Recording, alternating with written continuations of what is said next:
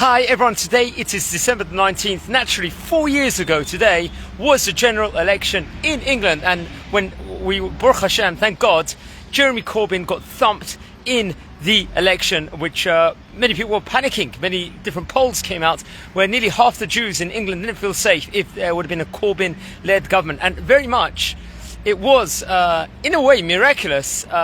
He did not become Prime Minister. So listen to this logic, friends.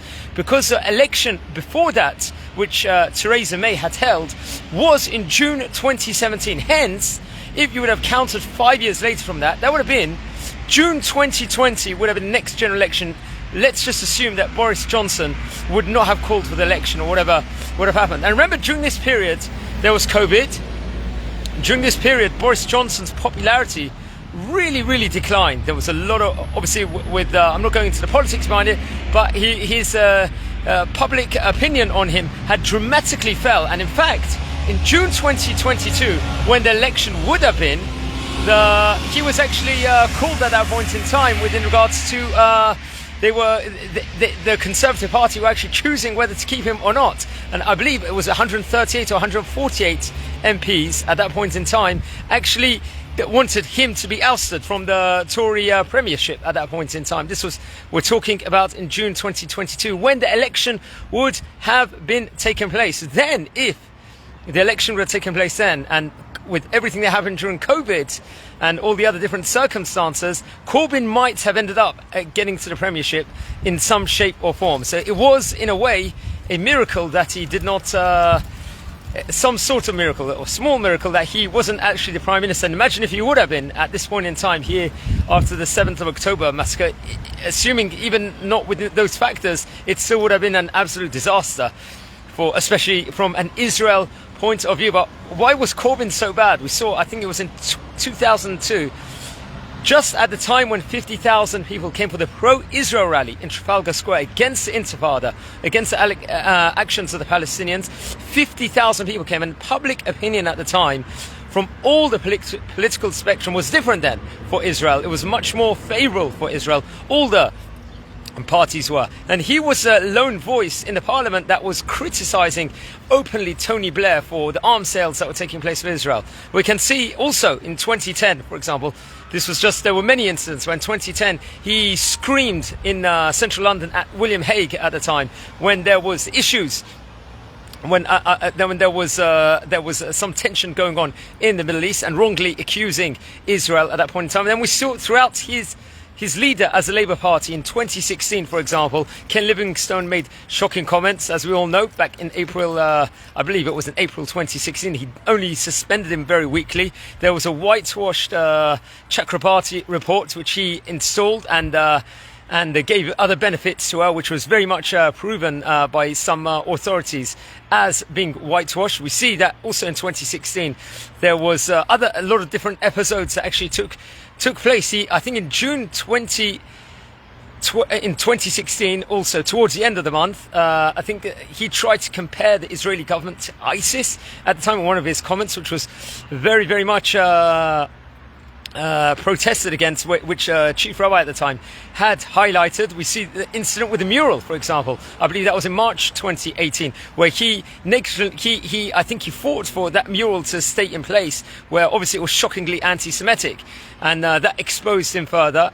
We know the revelations in, I believe it was in August of 2018, when a clip emerged from him on television, accusing the British Jewish people in England not to get British irony at the time, which at the time Chief Rabbi Lord Sachs actually did clearly state that this chant, this sentence he used, he equated it to the Enoch, the famous quote which Enoch Powell did, the shockingly racist, the shockingly disgraceful comment that he had made in many years beforehand. And we just see the wreath he had given in Tunis at that point in time, that was also unsurfaced, and there was just story after story after story that took place at the time. And finally he was thumpingly defeated in 2019, and then we naturally saw he was kicked out of the party. Also on top of that, there was all the incidents of the anti-Semitism which he turned a blind eye on. He pretended He said it's a tiny, tiny, tiny pocket of anti-Semitism when it was much, much larger. He minimized it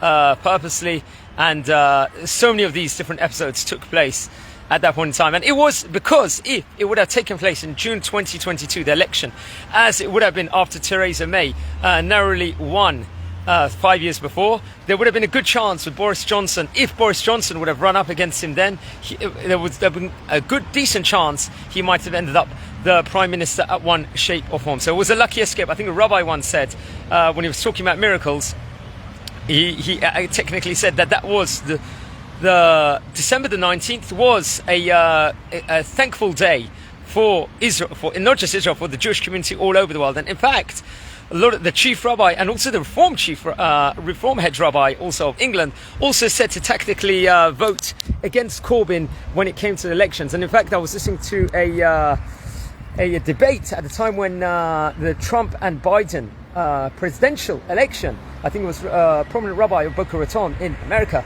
actually they were saying, should you tell people who to vote for, who not to vote for? So they were along the lines that you shouldn't tell in that specifically election, and they specifically stated, however, in exterminating circumstances like when Corbyn was running, in those situations there is definitely some sort of a degree where one would have to warn how to tactically vote not to bring the person in those extreme cases. And we were in that extreme case 4 years ago today, where he thumpingly lost the election.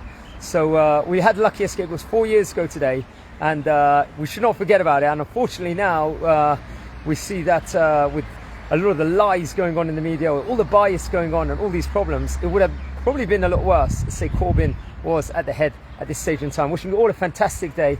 I'll leave you with some scenes here in Ramat Bet Shemesh in Israel, and take care.